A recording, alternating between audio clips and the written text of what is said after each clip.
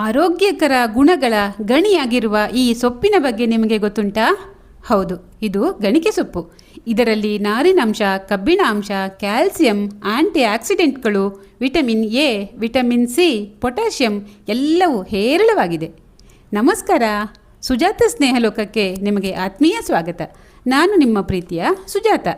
ಈ ಗಣಿಕೆ ಸೊಪ್ಪಿನಿಂದ ಆಗುವ ಆರೋಗ್ಯ ಲಾಭಗಳನ್ನು ಕೂಡ ನಾನು ವಿವರಣೆ ಪೆಟ್ಟಿಗೆಯಲ್ಲಿ ಚೆನ್ನಾಗಿ ವಿವರಿಸಿದ್ದೇನೆ. ದಯವಿಟ್ಟು ಒಮ್ಮೆ ನೋಡಿಕೊಂಡು ಬನ್ನಿ.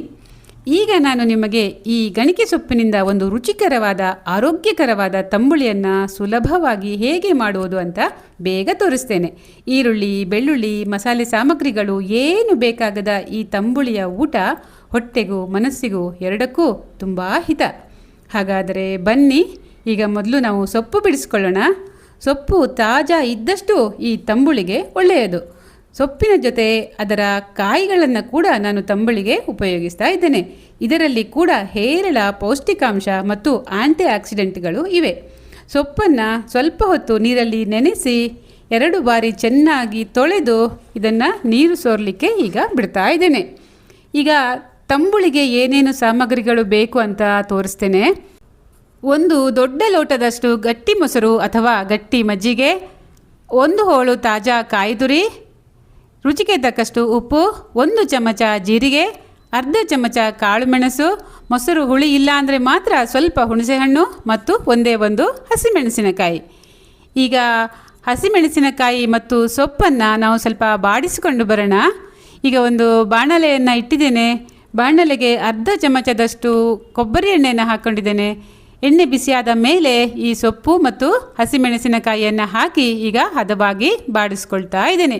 ಇದು ಯಾವುದೇ ಕಾರಣಕ್ಕೂ ನಾವು ಬೆಂಕಿಯನ್ನು ಜಾಸ್ತಿ ಮಾಡಬಾರ್ದು, ಯಾಕಂದರೆ ಬೆಂಕಿ ಜಾಸ್ತಿ ಮಾಡಿದ್ರೆ ಸೊಪ್ಪು ತನ್ನ ಬಣ್ಣವನ್ನು ಕಳ್ಕೊಳ್ತದೆ. ನೋಡಿ, ಈಗ ಇಷ್ಟ ಆದರೆ ಸಾಕು. ಸೊಪ್ಪು ಬಾಡಿದೆ ಮತ್ತು ನನ್ನ ಬಣ್ಣವನ್ನು ಕೂಡ ಕಳೆದುಕೊಂಡಿಲ್ಲ. ಈಗ ಇದು ಸ್ವಲ್ಪ ತಣ್ಣಗಾಗಲಿ. ತಣ್ಣಗಾದ ಮೇಲೆ ಒಂದು ಮಿಕ್ಸಿ ಜಾರ್ಗೆ ನಾನು ತೆಂಗಿನ ತುರಿಯನ್ನು ಹಾಕ್ಕೊಳ್ತಾ ಇದ್ದೇನೆ ಮತ್ತು ಬಾಡಿಸ್ಕೊಂಡು ಬಂದಿರೋ ಸೊಪ್ಪನ್ನು ಕೂಡ ಹಾಕ್ಕೊಳ್ತಾ ಇದ್ದೀನಿ. ಮೆಣಸು ಹಾಕ್ಕೊಳ್ತಾ ಇದ್ದೇನೆ, ಜೀರಿಗೆ ಹಾಕ್ಕೊಳ್ತಾ ಇದ್ದೇನೆ. ನಾನು ಇದನ್ನು ಹಸಿಯಾಗೇ ಹಾಕ್ಕೊಳ್ತೀನಿ, ಕೆಲವರು ಹುರಿತಾರೆ. ಈಗ ಹುಣಸೆ ಹಣ್ಣನ್ನು ಹಾಕ್ಕೊಳ್ತಾ ಇದ್ದೇನೆ ಮತ್ತು 1 ಲೋಟ ಮೊಸರಲ್ಲಿ 1/4 ಲೋಟ ಮೊಸರನ್ನು ಮಾತ್ರ ಈಗ ನಾನು ಹಾಕ್ಕೊಂಡಿದ್ದೇನೆ. ರುಚಿಗೆ ತಕ್ಕಷ್ಟು ಉಪ್ಪು ಹಾಕ್ಕೊಂಡು ನಾವು ರುಬ್ಬಲಿಕ್ಕೆ ಬೇಕಾದಷ್ಟು ನೀರನ್ನು ಸೇರಿಸಿಕೊಂಡು ಈಗ ಇದನ್ನು ತುಂಬ ನಯವಾಗಿ ರುಬ್ಬಿಕೊಂಡು ಬರ್ತೇನೆ. ರುಬ್ಬಿದ ನಂತರ ಈಗ ಇದನ್ನು ಚೆನ್ನಾಗಿ ಸೋಸಿಕೊಳ್ಳುವ, ಯಾಕಂದರೆ ಸೋಸಿಕೊಂಡ್ರೆ ಇದನ್ನು ನಮಗೆ ಕುಡಿಲಿಕ್ಕೆ ಕೂಡ ಚೆನ್ನಾಗಿರ್ತದೆ. ಸೋಸಿದ ನಂತರ ಈ ಚರಟದಲ್ಲಿ ಇನ್ನೂ ಸ್ವಲ್ಪ ಸತ್ವ ಇದೆ ಅಂತ ಅನ್ನಿಸಿದರೆ ಮತ್ತೆ ಸ್ವಲ್ಪ ನೀರು ಹಾಕಿ ಇದನ್ನು ಮಿಕ್ಸಿ ಜಾರ್ಗೆ ಹಾಕಿ ಗರ್ರನಿಸ್ಕೊಂಡು ಮತ್ತೆ ಸ್ವಲ್ಪ ಸೋಸ್ಕೊಳ್ಬೇಕಾಗ್ತದೆ.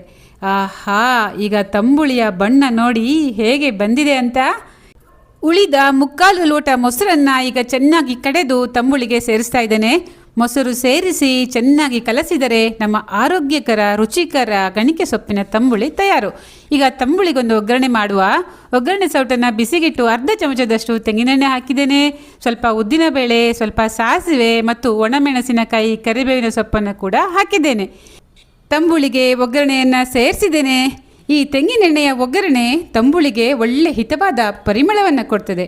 ನೀವು ಒಮ್ಮೆ ಈ ಆರೋಗ್ಯಕರವಾದ ಗಣಿಕೆ ಸೊಪ್ಪಿನ ತಂಬುಳಿಯನ್ನು ಮಾಡಿ ನೋಡಿ ಸ್ನೇಹಿತರೆ. ನಿಮಗೂ ಕೂಡ ಇದು ಖಂಡಿತವಾಗಲೂ ಇಷ್ಟ ಆಗ್ತದೆ. ಬಿಸಿ ಬಿಸಿ ಅನ್ನಕ್ಕೆ 2 ಸೌಟು ತಂಬುಳಿ ಹಾಕಿಕೊಂಡು ಊಟ ಮಾಡುವ ಗಮ್ಮತ್ತೇ ಬೇರೆ.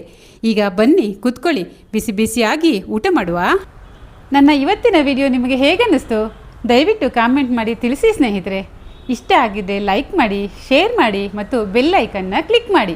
ನನ್ನ ಸುಜಾತ ಸ್ನೇಹಲೋಕ ಯೂಟ್ಯೂಬ್ ವಾಹಿನಿಯನ್ನು ನೀವು ಇದುವರೆಗೆ ಸಬ್ಸ್ಕ್ರೈಬ್ ಮಾಡಿಕೊಂಡಿಲ್ಲ ಅಂದರೆ ದಯವಿಟ್ಟು ಸಬ್ಸ್ಕ್ರೈಬ್ ಮಾಡ್ಕೊಳ್ಳಿ. ಇನ್ನೊಂದು ಹೊಸ ವಿಡಿಯೋದೊಂದಿಗೆ ನಾನು ಮತ್ತೆ ನಿಮ್ಮ ಜೊತೆ ಆಗ್ತೇನೆ. ಅಲ್ಲಿವರೆಗೆ ನಮಸ್ಕಾರ.